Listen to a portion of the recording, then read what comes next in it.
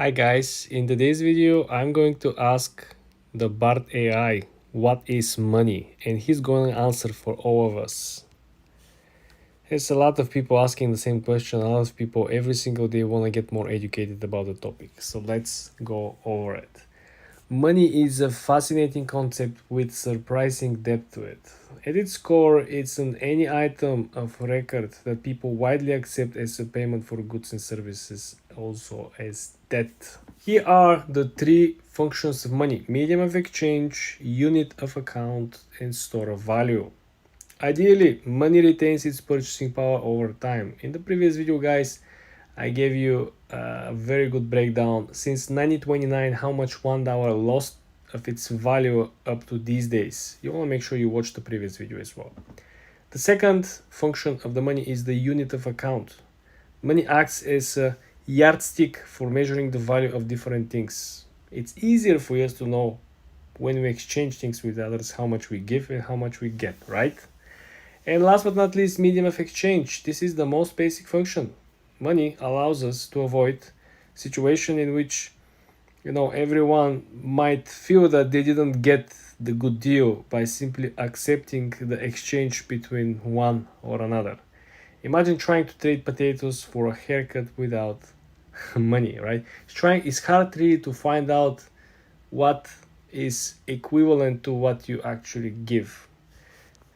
Next step is forms of money. We have the fiat money, which essentially is the money that you everyday using in your hands.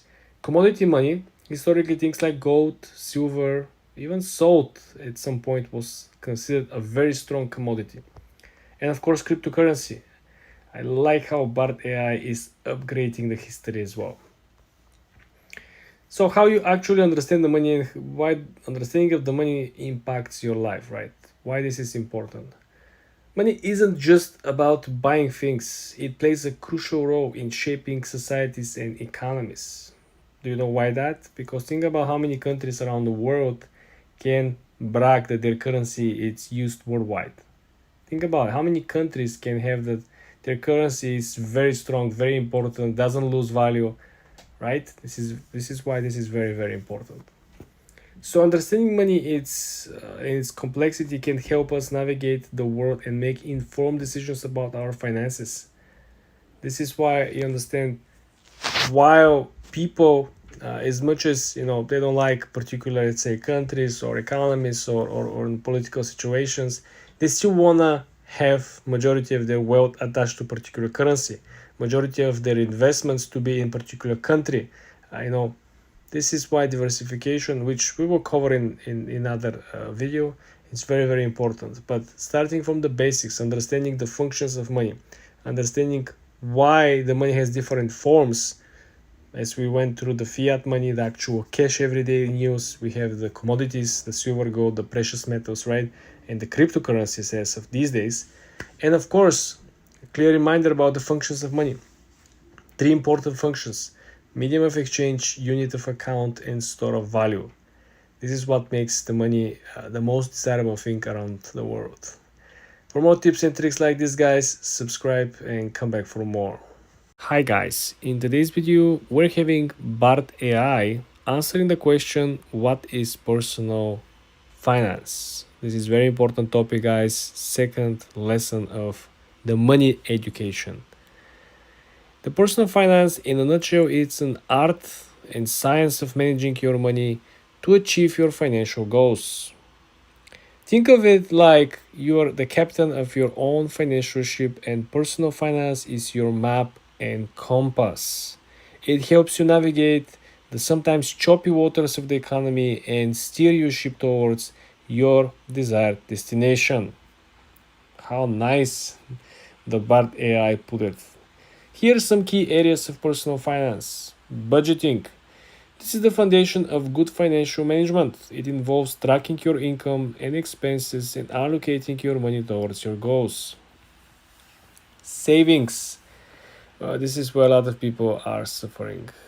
Savings essentially is setting aside money for future goals such as emergency, retirement, or down payment on a house. Investing. Growing your money over time by putting it into an assets like stocks, bonds, or real estate. can help you reach your financial goals. Debt management. I also love to say and call this risk management, guys. You gotta be very careful out there. Paying off debt effectively can free up your income and improve your credit score.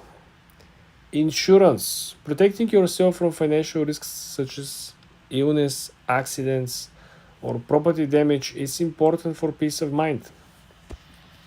This is why, guys, like I said, this is one of the most important foundations. This is putting the important skeleton on the fundamentals of your future financial education. You can simply grow from here. You cannot lose your most important basis. Taking control of your personal finance may seem daunting at first, but it's definitely worth it.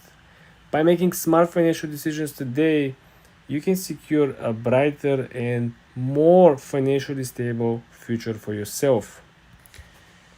What else they cover over here? Remember, personal finance is a journey, not a destination. This is very well said. Meaning, guys, you need to enjoy every step of the way, okay? Stop focusing on the number at the end. I know a lot of people focusing on $100 million goal, and that's it. They live 50 years and they just look at the goal. They don't pay attention or enjoy the process. Essentially, guys, let's make a quick recap. All these elements over here, you should perfect them, okay? You want to make sure you fully understand this in depth. You understand the budgeting, how to create budgets for covering your fixed and variable, daily duties, expenses, your maintenance, your, daily sustainability. Savings, you want to make sure that part of your weekly, monthly income is dedicated on the side for savings for future investment. Third pillar over here, of course, is investing, learning how you can grow your money over time and essentially work less but generate more based on the passive income structure. Debt management, something we mentioned, that you don't want to over leverage yourself. You want to make sure that you borrow only funds that are allocated towards investments. You don't borrow funds for personal use.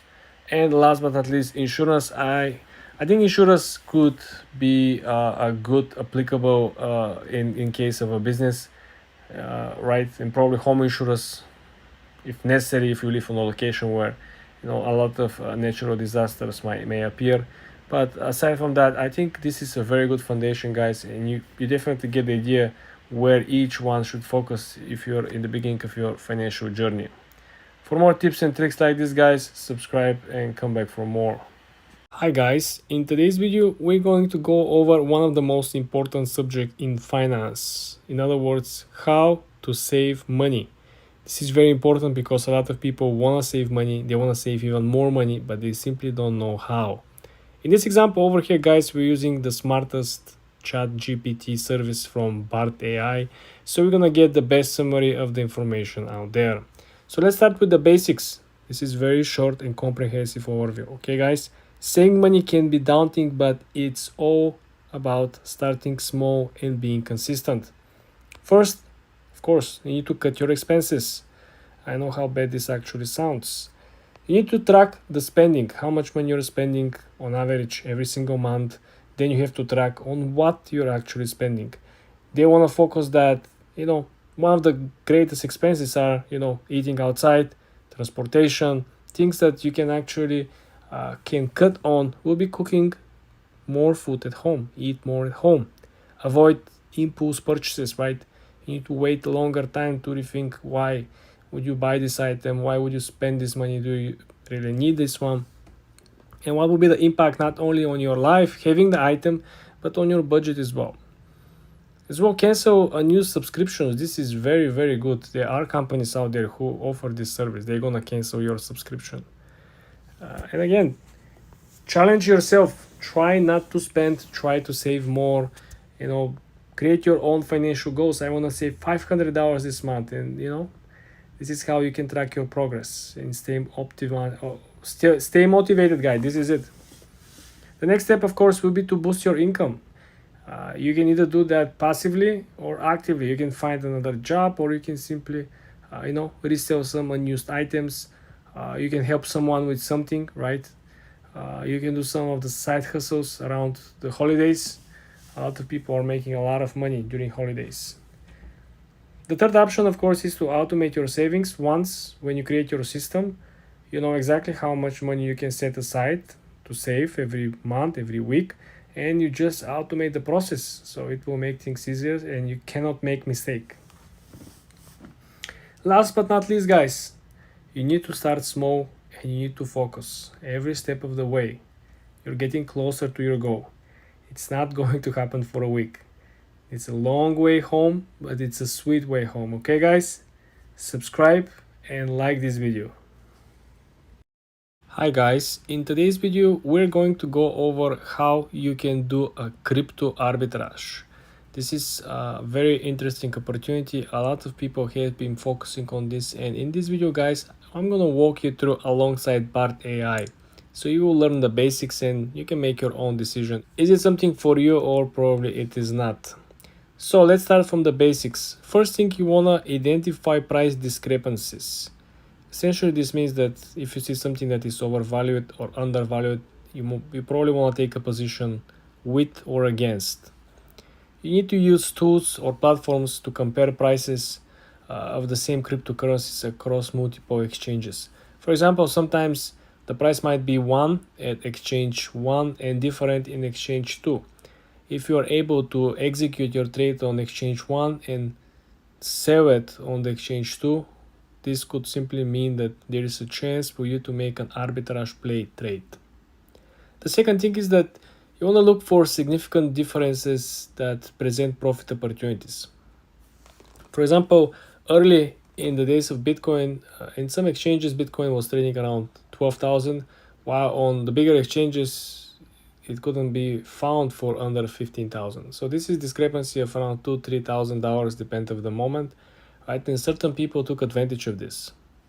The second thing, after you identify the exchanges, the opportunities, and the price discrepancies, you want to focus on act swiftly, meaning that the crypto market move very fast, so time is crucial.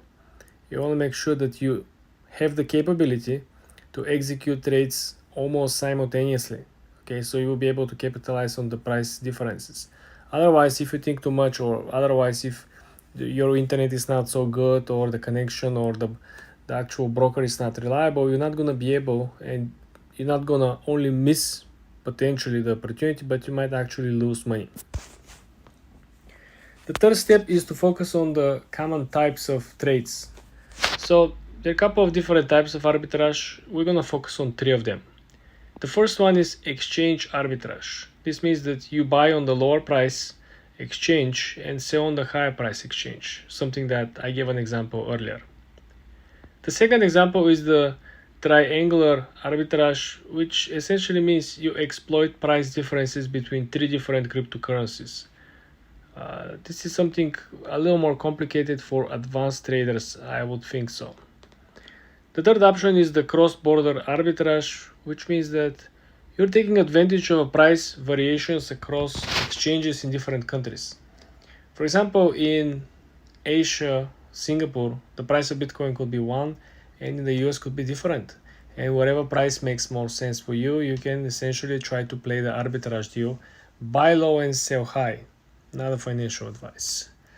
The next step, of course, is to consider tools and automation.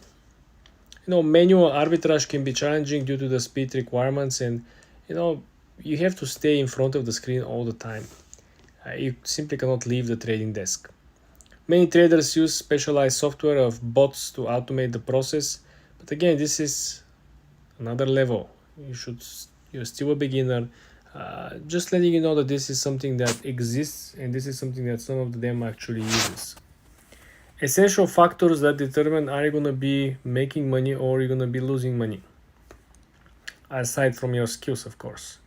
So first of all, the fees. You want to make sure that the exchange fees are reasonable and the withdrawal fees are not significant, because otherwise, if you're day trading and every time you have to pay fees for the actual conversion, then doesn't make sense for you probably using it. Then you want to make sure that the exchanges allow you to transfer at any time any amounts. There's no restrictions. There's no issues with it. You also be aware of the risks, right? Arbitrage involves crazy risks due to the very high volatility of the cryptocurrency and the market overall. There could be technical glitches sometimes, and potential losses referring towards the glitches. Nothing is perfect. There is no system that couldn't get hacked or blocked. Just a couple of days ago, we heard that there was a major hack in XRP and over $100 million were stolen. So understand how this actually works. The last thing, of course, is legality. You want to make sure that you follow the regulations and the restrictions of the area that you actually live in, and everything is good and cool, and the exchange you're using actually has license to offer this services. So essentially, guys, this is it. You always want to make sure you learn more than other people. You spend more time researching than more time trading, because the core concepts are always knowing more, being ready for more, and essentially having greater opportunity in vast majority of chances to utilize these price discrepancies. For more videos like this, guys, subscribe and like this video. Hi guys, in today's video I'm going to show you how to buy and sell stocks on the stock market using the Webull app. First, when you log in and sign up to the Webull app, you can check the link in the description about the platform. All you gotta do is to come right at the top right corner, click on the magnifying glass over here and start looking for the particular company you're interested in. In our example over here, we are going to look for Apple, ticker symbol AAPL, and we're gonna click on the stock itself. For the first look, things might look very confusing and you might be wondering what the heck is happening over here, but currently we're pre-market. The market is not yet open. All we want to do is we want to scroll to the bottom of the page, and you see there is three important buttons. So first button is the actual trade. So in the moment you will be able to trade by simply clicking on the button and having another menu launching in front of you. So you will have a buy, you have a sell, right? And then underneath you will have the amount and order type in which you want to execute your order. The orders could be usually two types. You can buy a limit order, which you set a particular price where you want to buy or where you want to sell, or you want to set up the market price. Essentially, if Apple is trading at 194 and you place a market order, your order will be executed at whatever price it is. If you want to buy Apple under or above, or sell Apple under or above, you're going to set a limit order. You're going to limit the price in which your order will be executed. Then the next section is the quantity of shares that you want to buy. This is where you input the amount of shares: 1 share, 3 shares, 5 shares, 10 shares. Very important for your order is this next section, which is the trading hours and time in force. So trading hours could be during the regular trading hours between 9:30 Eastern and 4 p.m. or could be until the order is cancelled, meaning if somebody or the market moves pre-market or after market hours and your price target, the limit target that you left for the stock to buy or sell being hit, your order will be executed. Some people just prefer to do stuff like this. Same exact processes with when you click the sell. You have a time frame in which you want to buy, you want to sell, pre-market, aftermarket, during the actual trading hours, limit sell or actually market sell. Sometimes you just want to close out your position and you're gonna close the position as soon as possible, meaning the market order. The market order is always faster, immediate, but usually you're not getting the best deal. Usually I'm saying it simply because there is a spread between the price in which your stock is executed and the price in which the actual market maker executes your order. This is the basics of how you buy and you sell stocks, how you find stocks, and how you place your orders. Be always very careful, be very mindful, guys. This is not a financial advice. For more tips and tricks like this, subscribe and come back for more. Hi guys, in today's video we're going to go over the basics of what is it dividend growth investing. This is the foundation of investing in dividend stocks.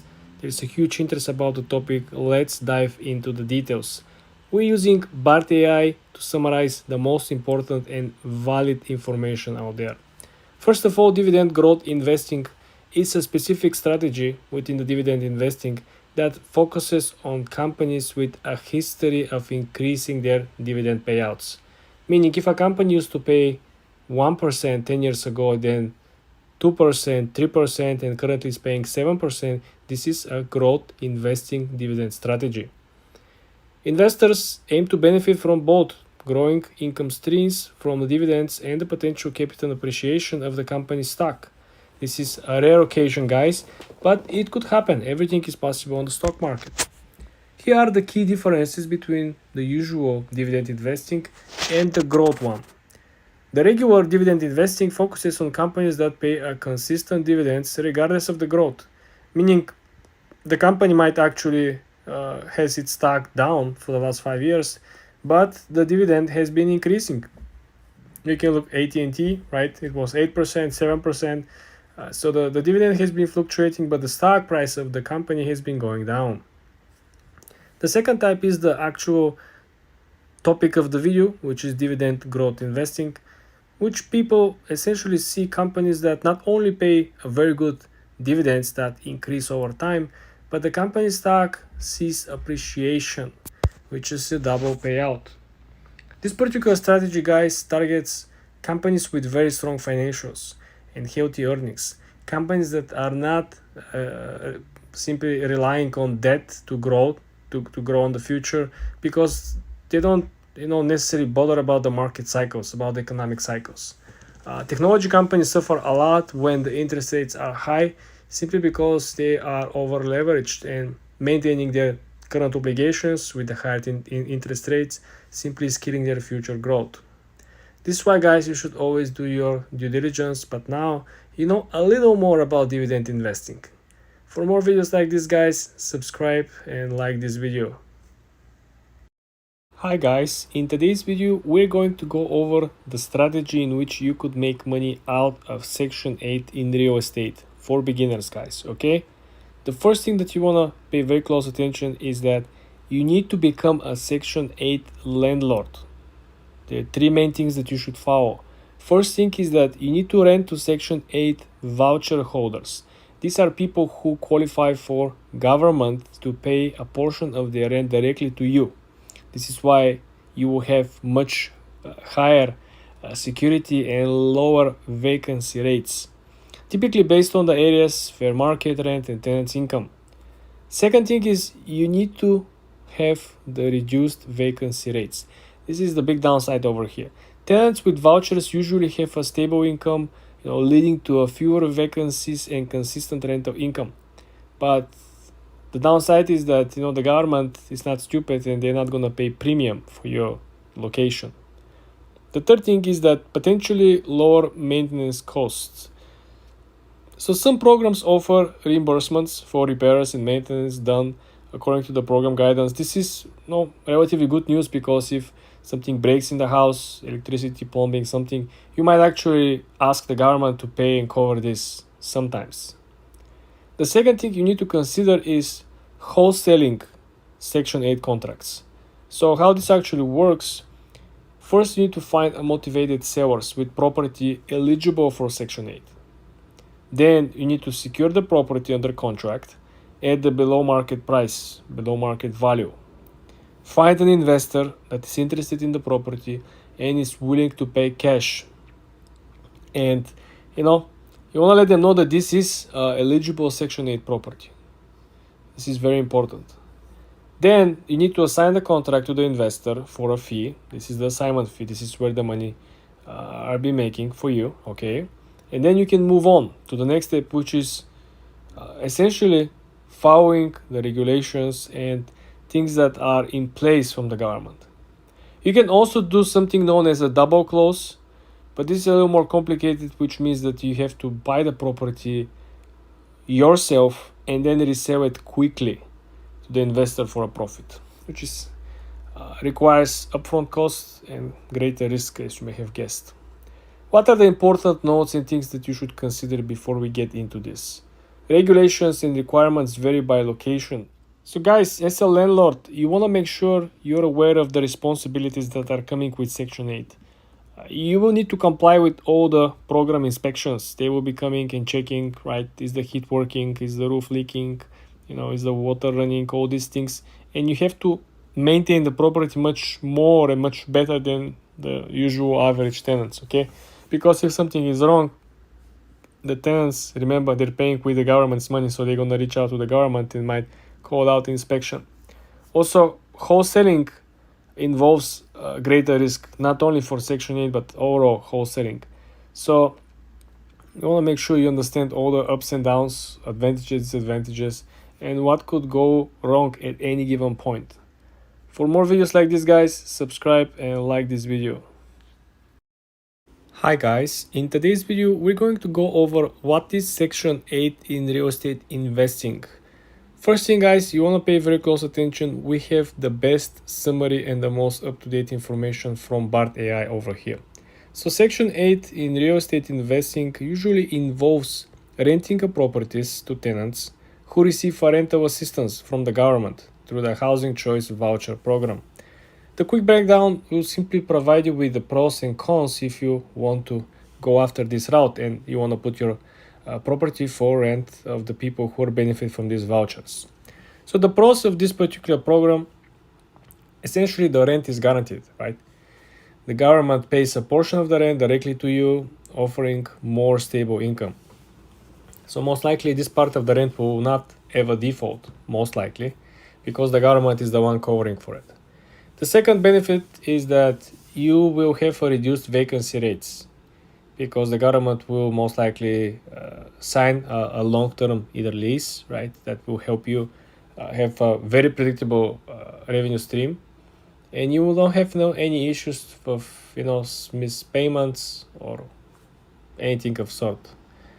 Also, you have a pre-screened tenants, right? The government can only give these vouchers to people who qualify.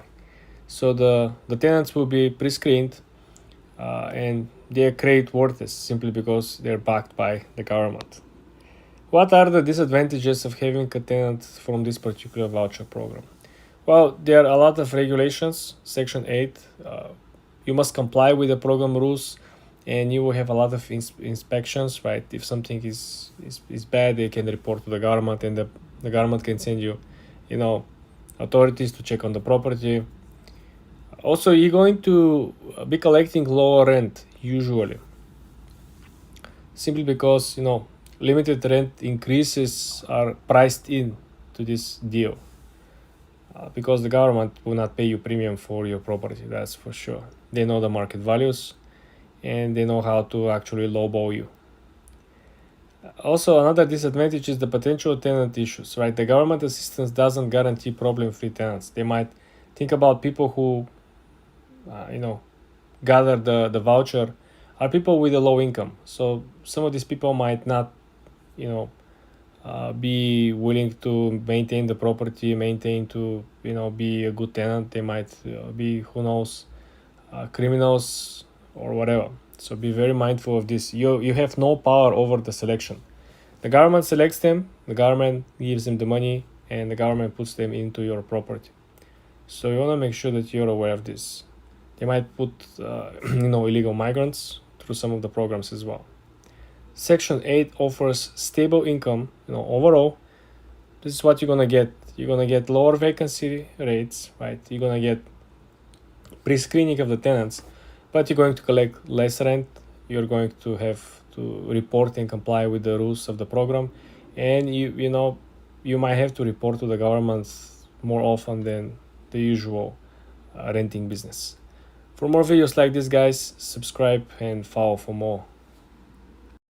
Hi guys, in today's video we're going to go over what is dividend investing on the stock market. This is very important and very popular topic for all of you guys out there who are interested to learn something or a little more about the topic. We're using BART AI as the top solution simply because it can summarize the best articles and information out there on the topic.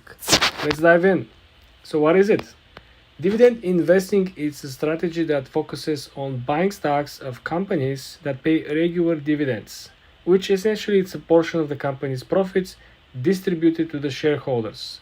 In other words, guys, company makes more money than expected and they don't know what to do with the money. They don't want to reinvest in the company.